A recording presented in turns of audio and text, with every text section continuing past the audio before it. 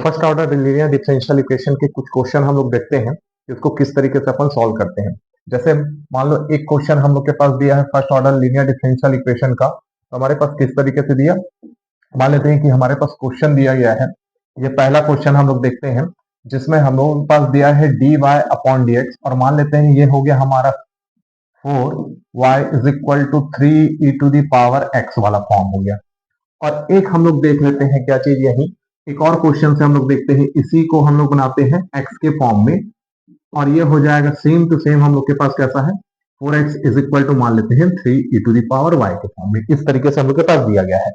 अब इनका सॉल्यूशन इसको थोड़ा इस तरीके से लिखते हैं, ये हो जाएगा dy अपॉन dx प्लस हो जाएगा 4y is equal to 3e⁻x। तो हम लोगों ने क्वेश्चन लिया है और ये क्वेश्चन हमारा किस तरीके से है कि हमने x और y के वेरिएबल को सिर्फ इंटरचेंज किया, बाकी कुछ नहीं किया। तो सॉल्यूशन हमारा कैसा हो जाएगा, तो सबसे पहले ये सॉल्यूशन हम लोग देखते हैं क्या चीज। तो हमारे पास ये दिया हुआ है और क्या दिया हुआ है, तो ये है dy अपॉन dx प्लस हो जाएगा 4y is equal to 3e⁻x। Same to same इसमें भी सॉल्यूशन हम लोग देख रहे हैं जिसमें ये दिया हुआ है, क्या दिया है, तो ये हम लोग के पास दे दिया dx upon dy plus 4x is equal to 3e⁻y के फॉर्म में। ठीक है, अब इसको हम लोग इक्वेशन फर्स्ट मान देते हैं, इसको भी हम लोगों ने इक्वेशन फर्स्ट माना हुआ है। अब देखो क्या चीज हो रहा है, तो सबसे पहले इसको समझ में हमको आ गया है कि ये क्या चीज है, first order linear differential equation है, या प्रथम कोटि का क्या चीज है, अवकल समीकरण है। तो हम लोग इसे लिखेंगे क्या चीज, since equation first is linear differential equation, linear ये हो जाएगा हमारा डिफरेंशियल इक्वेशन कैसा, तो dy upon dx plus py is equal to q का फॉर्म है। ठीक है, सेम टू सेम ये वाला हमारा कैसा है, तो equation first is linear differential equation कैसा वाला है, तो dx dy plus px is equal to q का फॉर्म है। तो अगर मैं कंपेयर कर रहा हूं इसमें, तो देन हम लोग के पास क्या हो जाएगा, तो p की वैल्यू यहां से कंपेयर करो तो p की वैल्यू किसके साथ है, y के साथ है, तो ये 4 हो जाएगा। सेम टू सेम अगर मैंने q की वैल्यू निकालनी चाहिए तो ये हो जाएगा e⁻x। अच्छा ध्यान रखे रहना, जब x के रिस्पेक्ट में इंटीग्रेशन हो रहा है तो q की वैल्यू भी x के फॉर्म में होनी चाहिए। ठीक है, ध्यान रखते चलना, और कोशिश ये हो कि ये वाला भी फॉर्म पूरा x में हो, बस ये y वाला जो चीज है वो रहे। और सेम टू सेम अगर यहाँ y के रिस्पेक्ट में हो रहा है तो x के साथ जो रहेगा उसमें y का फंक्शन होना चाहिए, और इक्वल में जो q है q भी y का फंक्शन होना चाहिए, ये ध्यान रखना। तो ये हम लोग के पास इस तरीके से दिया हुआ है। अब यहाँ इसका सॉल्यूशन, तो इसके बाद हम लोग क्या निकालते हैं, तो फिर निकालते हैं इंटीग्रेटिंग फैक्टर। ये इंटीग्रेटिंग फैक्टर हमारे पास कैसा हो जाएगा, तो मैंने बताया कि अगर x के रिस्पेक्ट में हो रहा है तो e⁻ हो जाएगा p dx, ये फॉर्मूला। सेम टू सेम इसमें भी अगर हम लोग निकालते हैं इंटीग्रेटिंग फैक्टर, तो ये e⁻, और किसके रिस्पेक्ट में इंटीग्रेशन हो रहा है, तो y, तो ये हो जाएगा हमारा p इंटू dy के फॉर्म में। सेम टू सेम अब इसी को सॉल्व करते हैं, तो ये हमारे पास कैसा हो जाएगा, तो इंटीग्रेटिंग फैक्टर हम लोग निकाल रहे हैं, तो ये हो जाएगा हमारा e, और p की वैल्यू हमने क्या लिया 4, और ये हो जाएगा dx। तो इसका सॉल्यूशन हमारे पास कैसा हो जाएगा, तो ये हो जाएगा e⁻4x। तो ये हमारा यहां से आ गया integrating factor. Same to same अगर हम लोग दूसरा वाला निकालते हैं तो क्या हो जाएगा, तो ये हो जाएगा इंटीग्रेटिंग फैक्टर, या फिर इसी को हम लोग क्या बोल देते हैं, समाकल गुणांक। तो p की वैल्यू हम लोग के पास कितनी 4, और किसके रिस्पेक्ट में हो रहा है, y के रिस्पेक्ट में, तो ये हम लोग के पास कितना हो जाएगा, तो e⁻ हो जाएगा 4y। तो ये हम लोग के पास इस तरीके से कुछ आया है। अब जब ये हम लोग के पास निकल जाता है तो हम लोग क्या बोलते हैं, then complete solution, complete solution, या फिर क्या बोलेंगे, पूर्ण हल।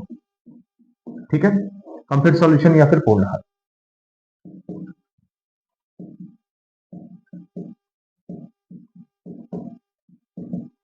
या फिर पूर्ण हल।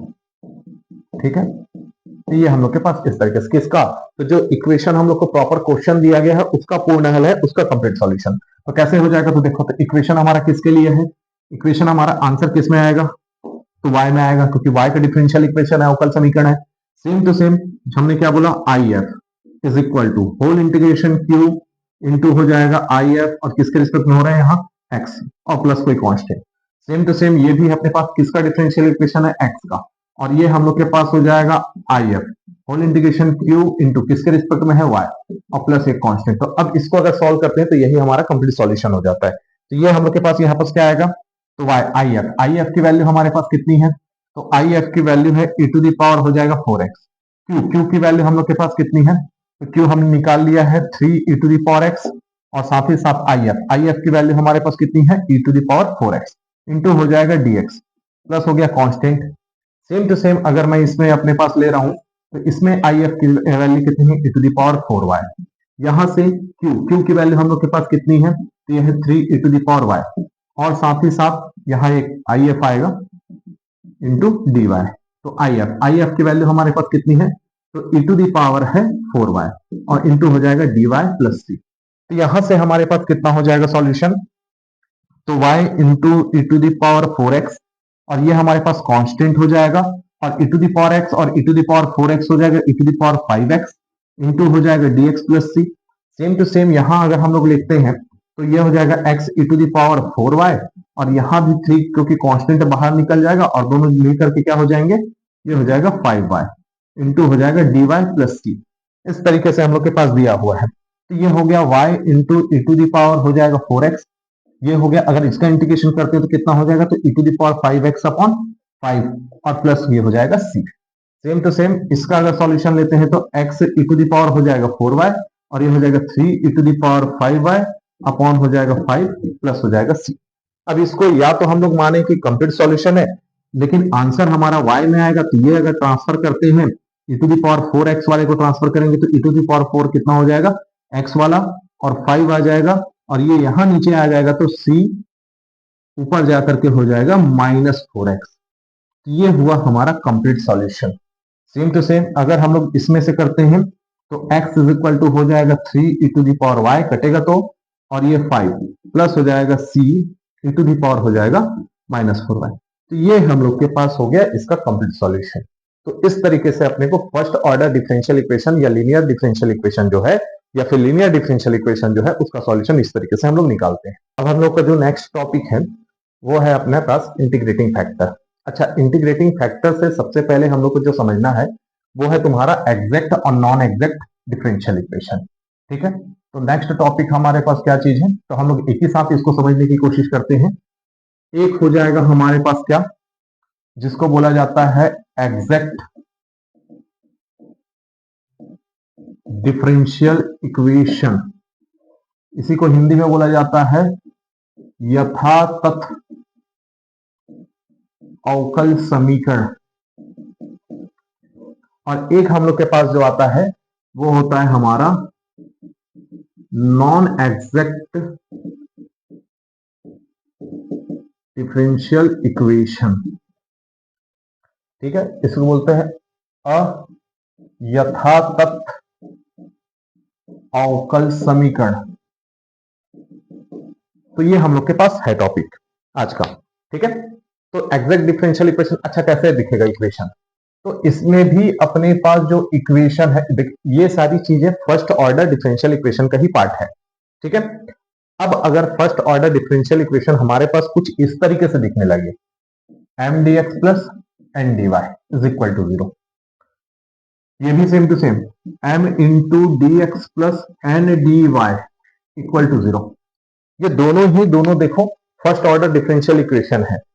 अब लेकिन ये लीनियर डिफरेंशियल इक्वेशन जैसा जो हम लोग के पास दिख रहा था d y upon d x plus p y is equal to q, उस फॉर्म में नहीं आ सकता है। तो फिर इसको सॉल्व करने का तरीका फिर क्या है, तो सबसे पहले अगर मान लो इस तरीके से इक्वेशन दिया है तो यहां से हम लोग सबसे पहले निकालते हैं m की वैल्यू और निकालते हैं n की वैल्यू। इसमें भी अगर मान लो हम लोग के पास इस तरीके से दिया है तो इसमें m की वैल्यू निकाली जाएगी और n की वैल्यू निकाली जाएगी। ठीक है, अब यहां से देखो, अब यहां से करना क्या है कि डेल m को अगर मैं y के रिस्पेक्ट में डिफरेंशिएट करता हूं क्योंकि m x के साथ है, तो उसको उल्टे फॉर्म में अगर मैं डिफरेंशिएट करता हूं और del n upon del x की वैल्यू अगर ये दोनों इक्वल आ जाती है, इन दोनों की वैल्यू इक्वल हो जाएगी, तो हम लोग बोलेंगे कि देन मान लेते हैं इसको हमने इक्वेशन में फर्स्ट बोला, इसको भी हमने इक्वेशन में फर्स्ट बोला, तो फिर हमारे पास क्या हो जाएगा, then equation first is called, क्या कहलाएगा इक्वेशन फर्स्ट, तो ये कहलाएगा हमारा एग्जैक्ट डिफरेंशियल इक्वेशन। ठीक है, और अगर मान लो इसी को हम लोग del m upon del y और डेल एन को एक्स के रिस्पेक्ट में डिफरेंशिएट करते हैं और दोनों की वैल्यू नॉट इक्वल टू आ जाती है, और दोनों की वैल्यू अगर नॉट इक्वल टू आती है तो हम लोग इसको क्या बोलेंगे, then equation first is called non exact differential equation. ठीक है, नॉन एग्जैक्ट डिफरेंशियल इक्वेशन। अब यहां एक इंपॉर्टेंट टॉपिक आ जाता है। ठीक है, ये सारी चीजें तो एग्जैक्ट और नॉन एग्जैक्ट के फॉर्म में अपने पास समझ में आ गया कि ठीक है, ये वाली क्वांटिटी अगर दोनों की वैल्यू सेम आती है, अगर ऐसा कुछ दिया है तो, अगर ऐसा कुछ दिया हुआ है और दोनों में m की वैल्यू y के रिस्पेक्ट में और n की वैल्यू x के रिस्पेक्ट में, और इसमें भी वैसी सेम है, अगर दोनों की वैल्यू सेम आ जाती है तो वो जो दिया गया इक्वेशन है वो तुम्हारा कहलाएगा एग्जैक्ट डिफरेंशियल इक्वेशन या यथातथ अवकल समीकरण। और अगर मान लो दोनों की वैल्यू सेम नहीं आ रही है तो फिर क्या कहलाएगा, नॉन एग्जैक्ट डिफरेंशियल इक्वेशन या फिर तथा अयथातथ अवकल समीकरण। ठीक है, तो अब यहां एक चीज हमारे पास आ जाता है कि अगर मान लो किसी भी नॉन एग्जैक्ट डिफरेंस, क्योंकि सॉल्यूशन किसका निकलेगा, तो सॉल्यूशन निकलना है हमारा एग्जैक्ट डिफरेंशियल इक्वेशन का। ठीक है, एग्जैक्ट डिफरेंशियल इक्वेशन का हमारा सॉल्यूशन निकलना है, नॉन एग्जैक्ट डिफरेंशियल इक्वेशन या फिर अयथातथ अवकल समीकरण का सॉल्यूशन नहीं निकलना है। तो अब क्या करेंगे सर कि अगर मान लो हमारे पास एग्जैक्ट डिफरेंशियल इक्वेशन दिया है तब तो हमारा सॉल्यूशन पूरा पूरा हम बना सकते हैं, लेकिन अगर मान लो नॉन एग्जैक्ट डिफरेंशियल इक्वेशन हमारे पास दे दिया है तो फिर हम उसको कैसे सॉल्व करेंगे। तो सबसे पहले नॉन एग्जैक्ट डिफरेंशियल इक्वेशन को अपने को कन्वर्ट करना पड़ेगा किसमें, एग्जैक्ट डिफरेंशियल इक्वेशन में। ठीक है, और एग्जैक्ट डिफरेंशियल इक्वेशन में हम कैसे कन्वर्ट करेंगे, नॉन एग्जैक्ट डिफरेंशियल इक्वेशन का सॉल्यूशन नहीं मिलता है, एग्जैक्ट डिफरेंशियल इक्वेशन का सॉल्यूशन मिलेगा। और अगर अपने को नॉन एग्जैक्ट डिफरेंशियल इक्वेशन दे दिया है तो सबसे पहले उसको कन्वर्ट करना है अपने को एग्जैक्ट डिफरेंशियल इक्वेशन में, और उसको चेंज करने के लिए यहां हमारा एक कॉन्सेप्ट आता है जिसको हम लोग बोलते हैं इंटीग्रेटिंग फैक्टर, जिसको हम लोग इंटीग्रेटिंग फैक्टर या फिर हिंदी में बोलते हैं समाकल गुणांक। ठीक है, जिसको हम लोग किससे रिप्रेजेंट करते हैं, कैपिटल आई एफ से। ठीक है, जो हम लोग किस में देखते हैं, लीनियर डिफरेंशियल इक्वेशन या फिर फर्स्ट ऑर्डर डिफरेंशियल इक्वेशन में देखते हैं। ठीक है, तो यहां पर बात यह आता है कि इंटीग्रेटिंग फैक्टर क्या है, इंटीग्रेटिंग फैक्टर का क्या काम है, या फिर समाकल गुणांक का क्या काम है, या समाकल गुणांक क्या है। तो समाकलन गुणांक या फिर एक ऐसा गुणांक है, या फिर इंटीग्रेटिंग फैक्टर एक ऐसा फैक्टर है जो नॉन एग्जैक्ट डिफरेंशियल इक्वेशन को किसमें कन्वर्ट करने का काम करता है, एग्जैक्ट डिफरेंशियल इक्वेशन में। ठीक है, क्या चीज, इंटीग्रेटिंग फैक्टर या फिर समाकल गुणांक कैसा, एक ऐसा गुणांक है या एक ऐसा फैक्टर है जो नॉन एग्जैक्ट डिफरेंशियल इक्वेशन को किसमें कन्वर्ट करेगा, एग्जैक्ट डिफरेंशियल इक्वेशन में। कैसे कन्वर्ट करेगा कि अगर मैं इंटीग्रेटिंग फैक्टर को नॉन एग्जैक्ट डिफरेंशियल इक्वेशन में क्या कर दूं, मल्टीप्लाई कर देता हूं, तो मल्टीप्लाई जब कर देता हूं तो वो पूरा का पूरा इक्वेशन जो नॉन एग्जैक्ट डिफरेंशियल इक्वेशन है वो किसमें कन्वर्ट हो जाएगा, वो हो जाएगा एग्जैक्ट वाले में। फिर एग्जैक्ट वाले का हम जैसे सॉल्यूशन करते हैं वैसे ही हम सॉल्यूशन करना चालू करते हैं। ठीक है, तो इसका जो क्वेश्चन है या फिर और कुछ टाइप के हैं उसको हम लोग बाद में देखेंगे, लेकिन बस पहले ये देख लेते हैं कि इंटीग्रेटिंग फैक्टर हम लोग कितने टाइप से निकालते हैं और कैसे निकालते हैं। इंटीग्रेटिंग फैक्टर के लिए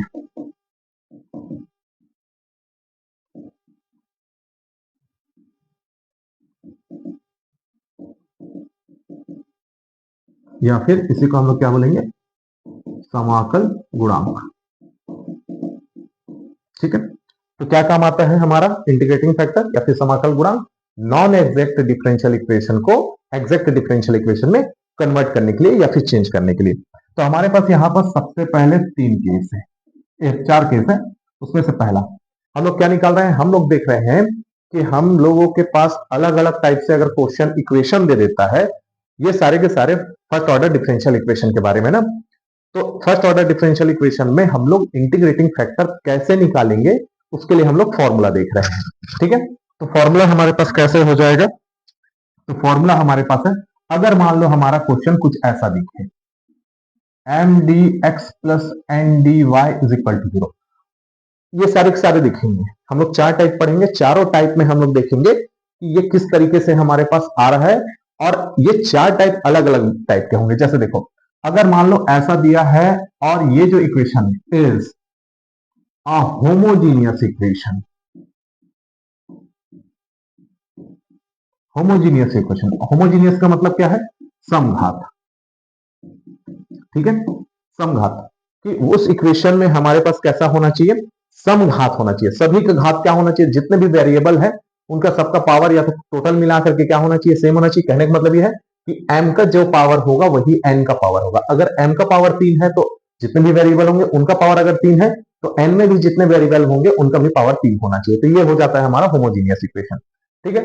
देन तो इस केस में हमारे पास, इस केस में हमारे पास जो आई एफ की वैल्यू आएगी वो हमारे पास कैसा आएगा, तो आई एफ की जो वैल्यू हम लोग के पास आती है वो कुछ इस तरीके से आ जाएगा, कैसा, x into m plus y into N.